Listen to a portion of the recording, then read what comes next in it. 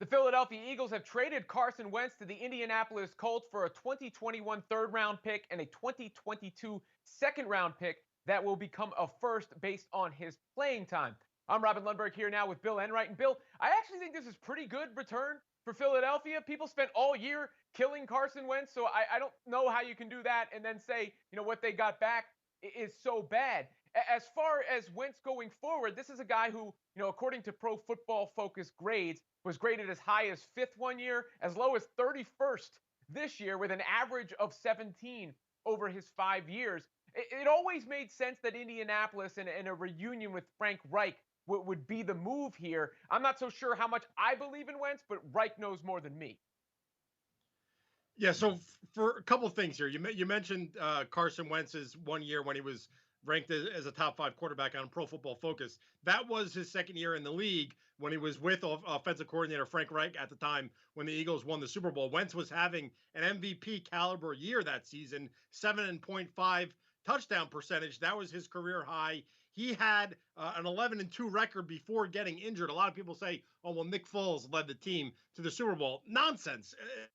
Philadelphia was in a position, they were 11-2 at the time with Wentz playing like an MVP caliber quarterback before he got injured. Now, some people that are inside both organizations have kind of told me that Carson Wentz responds well to how Frank Reich is coaching or his coaching style.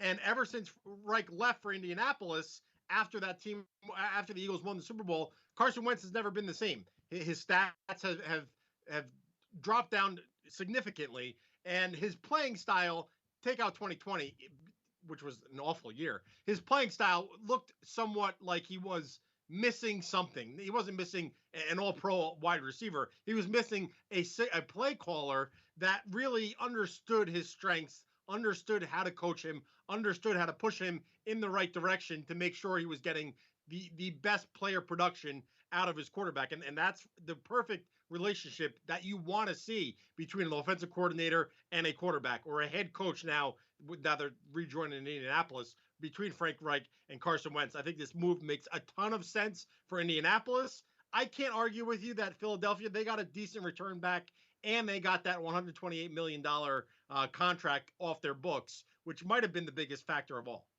Yeah, look, if this works out with Wentz and Reich, reunited, it's a great deal for Indy, of course. That remains to be seen. Now, looking back for a second, we'll find out who the quarterback is for the Eagles going forward, whether that's Jalen Hurts or they continue to look. But looking back, have you seen a more sort of tumultuous, stranger tenure than the one Wentz had in Philadelphia? Were you talking about a guy that was touted as an MVP? Then, they win the Super Bowl without him, and people are going, let's keep Foles instead of Wentz. And then he flames out at the end and is traded after getting a big contract. I don't know if there's ever been anything quite like that.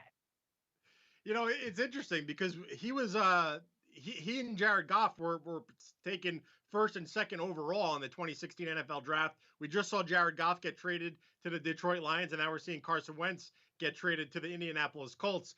To me, Carson Wentz's 2020 season wasn't just about Carson Wentz. It was more about the Philadelphia Eagles. They were as bad as you can be, a 4-win team that ended up firing their head coach just a short while after winning the Super Bowl.